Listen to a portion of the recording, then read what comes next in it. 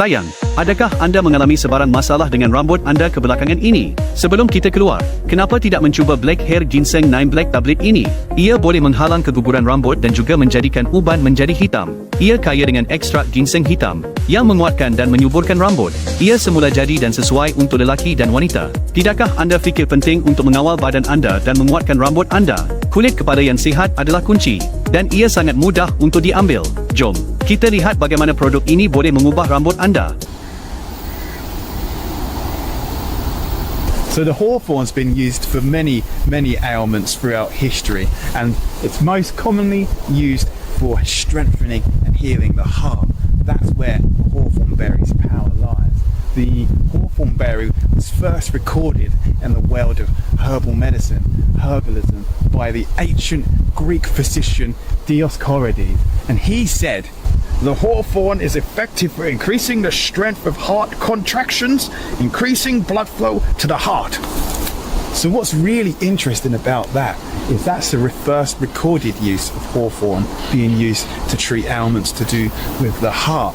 But all throughout history, the ancient Chinese, all around Europe, everyone for centuries has been using the berry, mainly the berry of the hawthorn, for this purpose. So the hawthorn berry has been known in traditional medicine as a treatment for things like heart failure.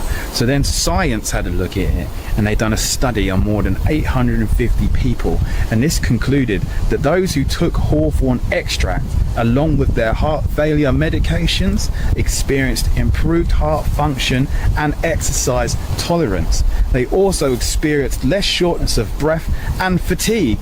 And then there was a massive study on more than 2,600 people with heart failure, and this suggested that supplementing with hawthorn berry may reduce the risk of sudden heart-related death. Isn't that incredible? After all of this time gone by, this knowledge being passed from generation to generation, and then these studies being done, proving that they had it right all along. Absolutely mind-blowing. How did they know? Nobody knows. But now the hawthorn berry, if you want to bring it into your life, of course, first thing you got to do is learn how to identify the tree. So let's learn how to identify the hawthorn tree. So firstly, you've got the hawthorn tree's bark. You can see it's almost a shade of grey, and the trunk kind of twists round out the ground, creating a tension within it.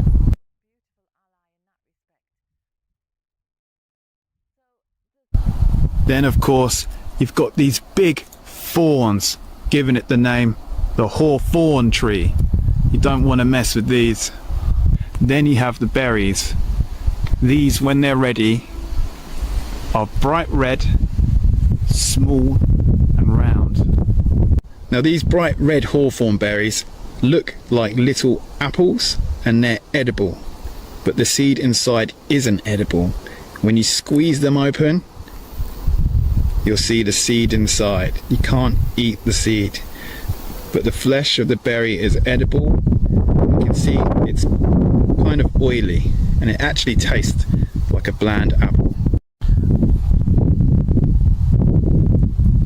Now the main way you can tell you've got a hawthorn tree is by its leaves. These leaves have 5 lobes.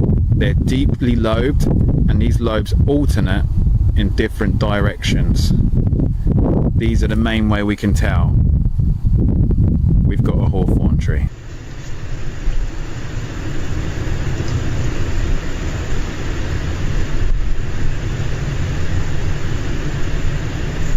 So the humble hawthorn tree is pretty simple to identify, but just so you're confident and I'm confident, let's compare it to a tree that you don't want to accidentally mistake for the hawthorn tree, and that's the poisonous yew tree. Now the yew tree, if you look at its leaves, totally different to the hawthorn. The yew tree's leaves are like needles, the hawthorn leaves with the 5 lobes. And then when we look at the berries, when we compare the berries, on the left we have a hawthorn berry that looks like a little red ripe apple, and then on the right we have a yew berry, Now you can see the yew-berry's red flesh doesn't completely encapsulate the seed. Now, these are the comparisons. On the left, we have hawthorn berry. On the right, yew berry. It's pretty easy to tell the difference between a yew tree and a hawthorn tree, but it's definitely best to know and understand them basic trees, because the yew tree is deadly poisonous. It takes just 2 seeds of a yew tree to kill a horse and just 50 of the needle-like leaves from the yew tree to kill an adult. So let's talk about the edibility of the hawthorn. Now, in early spring, when these little leaves start to appear, these are edible, and they're known to the older generation as bread and cheese because they kind of taste like a savoury snack. So in early spring, you can eat the hawthorn leaves. And then, of course, when the berries appear in late summer and autumn, these are edible as long as you spit out the seed. They make a delicious snack. They taste kind of like a bland apple. And we really love them in our house because they've not got an amazing flavour compared to, say, a blackberry, but they're a really autumnal kind of flavour. They're really earthy. There's something special about them. It's probably our tickers telling us that they approve and put more of these little berries in the body, please.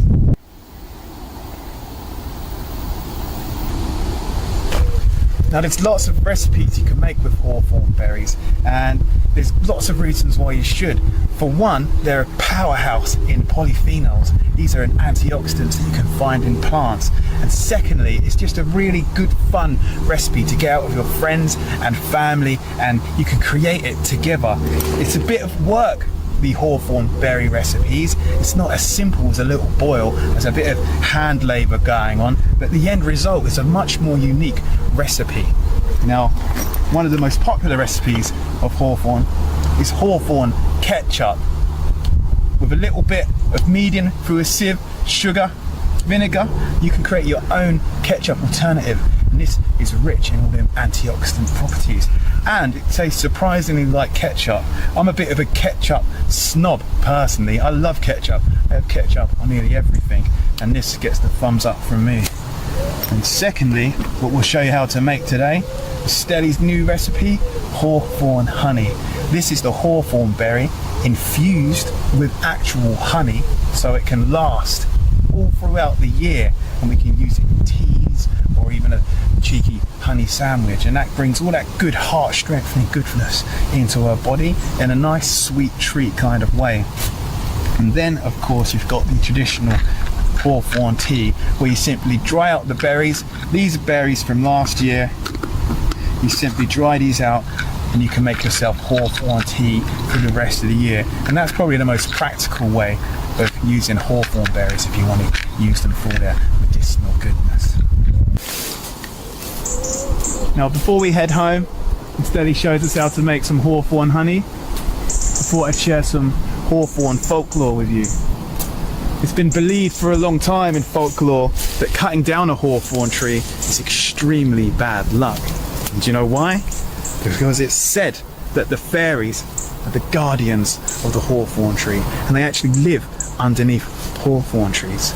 And if you did cut one down, then they would seek revenge on you, and soon you would perish. So that literally means the fairies, if you cut down a hawthorn tree, will hunt you down and kill you.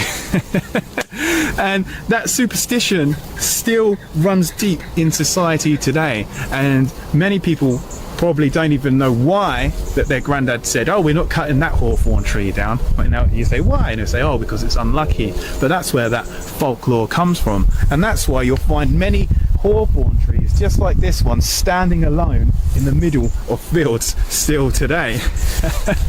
Now, these fairies, although they're extremely protective over the hawthorn tree, it's completely fine if you want to come and collect some berries, leaves or blossoms from the hawthorn tree, as long as you're well mannered and polite.